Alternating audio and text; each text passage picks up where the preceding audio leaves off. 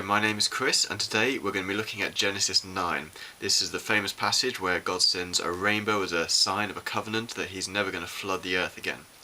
Now, before we get into it, if you haven't read it, stop the video, go read it. It's Genesis 9. Go do. You done it? Good. Okay, what is interesting about Genesis 9 is, in a weird way, it kind of echoes a lot of what has already happened in Genesis 1. I'll explain what I mean. As soon as Noah's off the ark, God's making this covenant with him, and he tells him to be fruitful and multiply, like he does in Genesis 1, 28 to 30 with Adam. The only difference here is Noah gets to find out what he's been doing with a boat full of animals. He gets to eat them. Yes! And that's not the only parallel.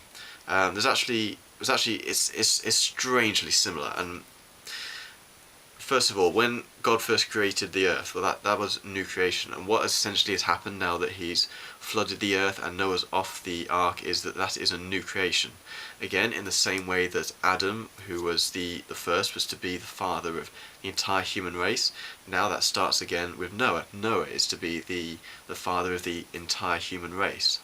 Thirdly, what happens is, I'm rushing through this real quick, I've only got 3 minutes, is that something bad happens. God made everything good, and then man messed it up. Adam sinned when he ate of the tree, and we call that the fall.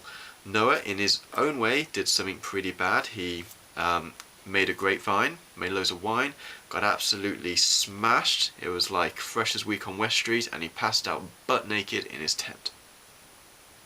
Yeah. And as with Genesis 1, there is a consequence for sin. That's the fall and everything that comes as a result of that.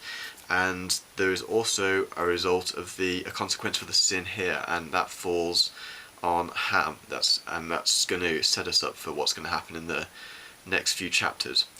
And this is really a pattern of what's going to happen throughout the rest of the Bible. We humans just continually get it wrong. God is so good to us, and then we kind of do something which makes it all not so good. And I think one of the key things that I get out of this passage is it just goes to show how much we need God. We just need him so much.